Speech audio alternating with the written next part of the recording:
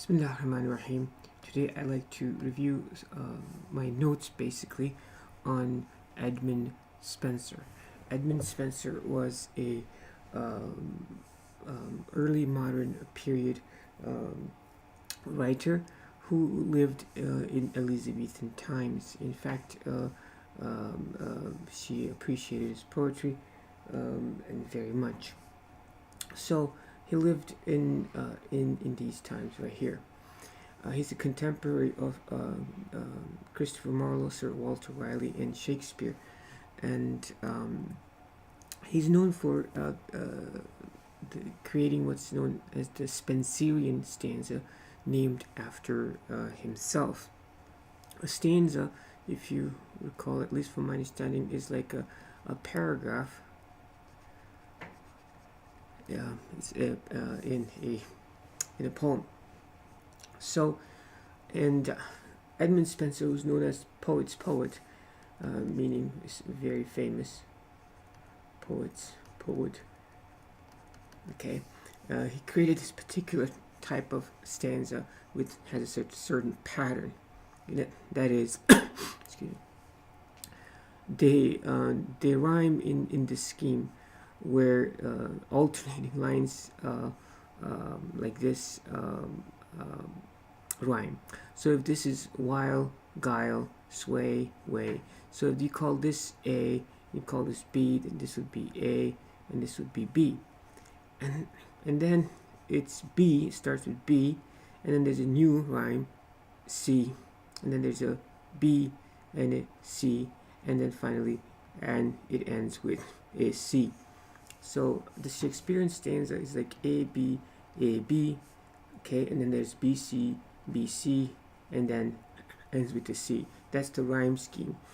While, sway, guile, way, day, face, ray, disgrace, and then place. So this apparently is not easy to do, to create such a rhyme scheme in the English language. There are not that many words that end in vowels. So creating such a stanza, this is known as the Spenserian stanza. It's of particular challenge, apparently. The other aspect of this stanza is that these all have, each of them have in the meter 5 feet long. I mean, they have 5 units, and all of these have 5, except for the last line, which is a little longer, and it has 6 feet. Each feet, if you recall, it's like a syllable unit. So all of them of these are 5 feet, except for the last line, which is 6 feet. So the characteristics of the Spenserian stanza are A, B, and B, C, and C. These are 5 feet, and these are 6. The last one is 6 feet in length. So that's a Spenserian stanza, and this is from the Fairy Queen, which we'll talk about in just a second. Okay, so Edmund Spenser, as I stated, was a contemporary of Shakespeare's. That's his approximate or appreciated date of birth, and he died in 1599. At the end of that century. He greatly admired Geoffrey Chaucer, the gentleman who wrote the Canterbury Tales, and had a lot of references to Chaucer in his writing. The writing that we shall study of him is, of course, the Fairy Queen, F-A-E-R-I-E, the Fairy Queen. And even in the title, you appreciate that his one of the peculiarities about him is his unusual spelling of some of the words that he would use. So even for his times, when English was changing considerably, his use of words and spellings were of archaic Middle English. and the spelling varied slightly, even from his contemporaries. So he wrote the Fairy Queen.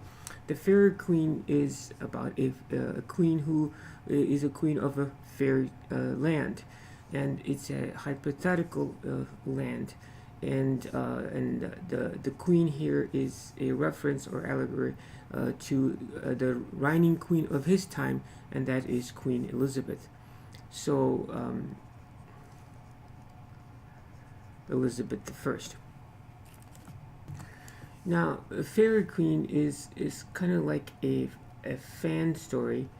A term fan story apparently refers to stories created by fans. For example, if somebody really liked the Star Wars trilogy and Star Wars series, and then all the Star Wars are done, now the author who wrote Star Wars has completed his book, but the fans are thirsty for more, so they write their own stories, but they occur in the context or pretending it really happened in the Star Wars world, for example.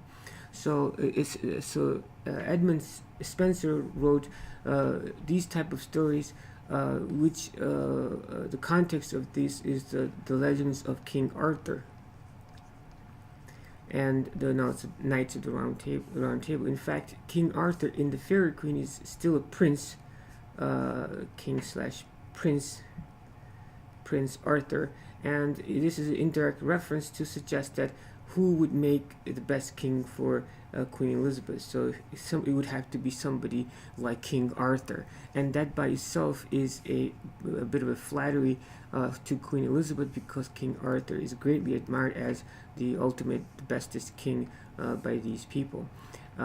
So no wonder that Elizabeth gave Edmund Spenser apparently a 50-pound annual stipend, which is apparently for those times quite a bit of money. So the Fairy Queen is a story that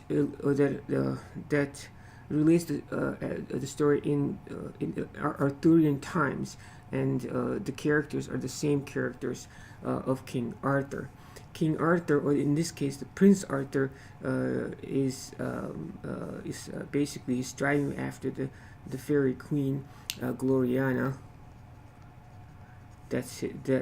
Who represents in this story to be Elizabeth the One, who is of course all glory and the best and a great queen. So this is the setting of this story, the Fairy Queen. And also consistent with these Arthurian legends, these are like epic romances, these are romantic tales, which means these are like knights in shining armor type of tale. K-N-I-G-H, knights in shining armor, which means there is a hero who fights, who's a noble hero, who has who fights supernatural foes, supernatural enemies, right? Who has supernatural enemies, and it's usually located in exotic settings, and where usually a hero has to travel, right? What kind of hero is, if he doesn't travel, and there's battles, and there's even dragons and everything. Okay, so it's a epic story. An epic story is a story about a hero in general, and it's a long, detailed story about a hero's struggles, and has a very broad plot, and it's kind of pretends to be, or it tries to be kind of sublime and kind of like heavy duty type of a story, like Homer's Iliad. So that's an epic. So this Fairy Queen is also an epic romance, and knights in shining armor, kind of like Sir Gawain's type of story. Now, another important aspect of this particular story, that's the subject over here, the Fairy Queen, that this is an allegory. Now, allegory is an important term to appreciate. Allegory is like when characters and things, or objects, okay, and what they do, whatever happens. Probably just keep it simple. Characters and objects are symbolic of something else. Okay. For example, the Statue of Liberty represents what? It's just not a statue. It represents the democratic ideals of this country and the welcoming character of this country. So that's a symbol. In this story also, the characters represent struggles. They represent ideas, and they represent struggles between ideas and different institutions. And we'll talk about that in just a second. Okay, so as I've stated, the Fairy Queen is an allegory, whereas abstract ideas are given concrete forms, or in terms they are a dark conceit, another name for allegory. So the two Spenser wanted to write stories trying to teach people how to live a Christian life, and he wanted to show people how a virtue or good character can be achieved. So he wanted to instead of writing a sermon, he rather wrote a story. So virtues through stories. Now, he wanted to write about a whole bunch of virtues, and it would have been quite a bit of work, but he ended up writing about 6. One is holiness, in other words, how to become a religiously a good person. And the next one is about temperance, which means not going into excess of things, in all things in moderation type thing. So temperance means like moderation, moderation in appetites of the nafs, so to speak, of desires. And the third virtue that is about chastity or purity of heart, chastity, fidelity. And then fourth one about what constitutes good and bad friendships. Okay, and about justice. Okay, and courtesy. Okay, let's put some over here. Courtesy. Or good behavior. Okay, so holiness, temperance, chastity, friendship, justice, and courtesy is what he ended up writing about. And although he wanted to apparently do more, but he died in 1599. So the book 1 is about holiness and how to achieve religious purity, and book 2 is about temperance. So book 1 is about, therefore, holiness, or being a religious person.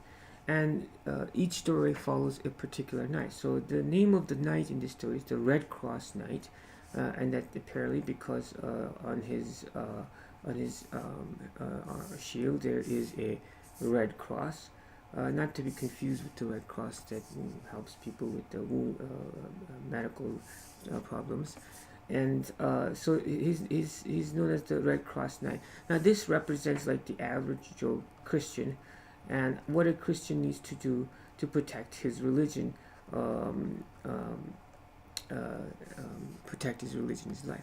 Now, one important thing is that unlike medieval knights, the Red Cross Knight is he's not born holy. Okay, so he's not he doesn't start off being particularly holy, and he actually becomes holy, becomes a good person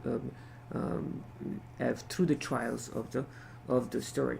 So that's one thing to understand. And then even in the beginning, it says looks can be deceiving. His armor, for example, is dented and all worn out, although he himself has really not seen any battle.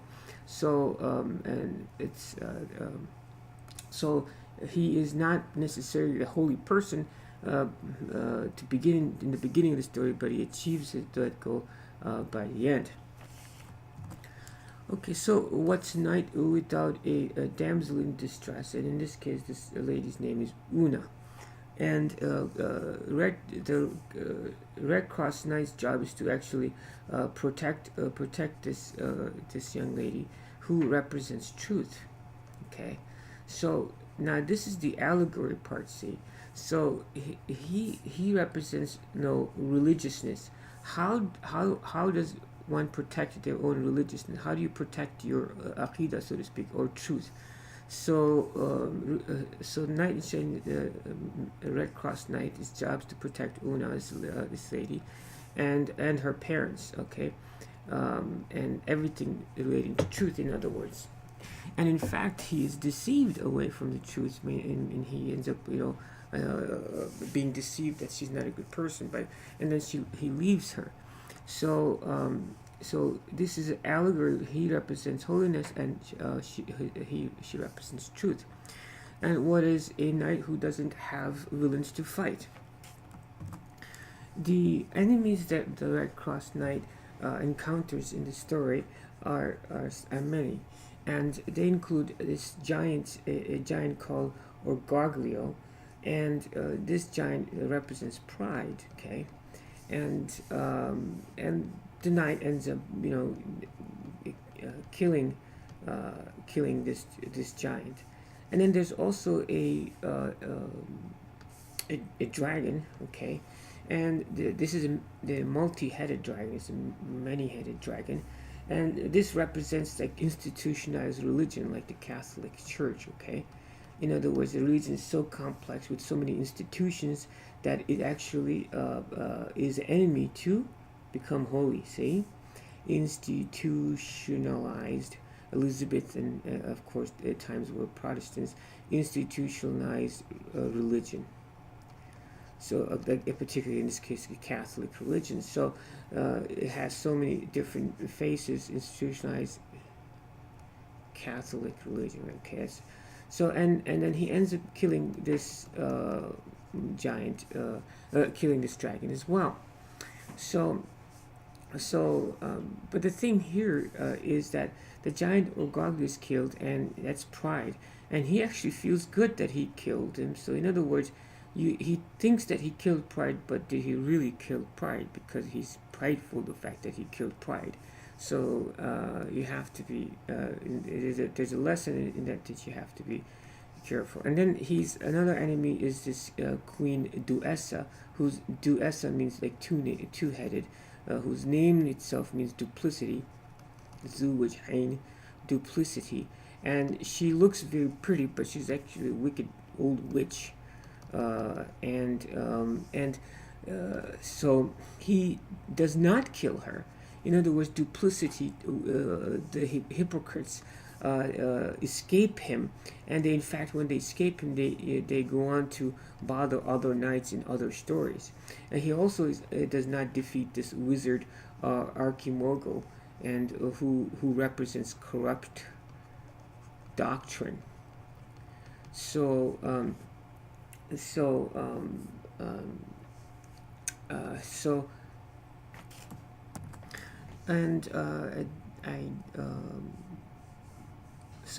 these are there's a monster.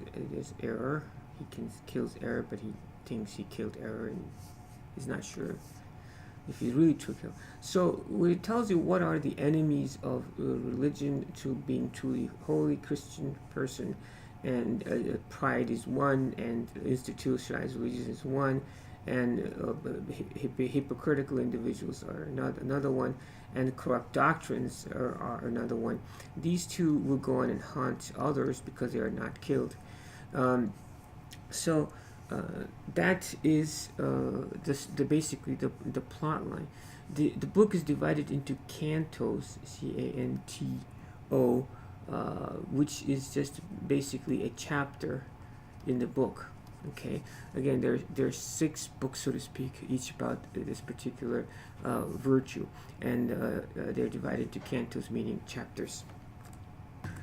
Now, book 2 is about a different knight, and this is because this is about a different virtue, and this is about Knight of Temperance.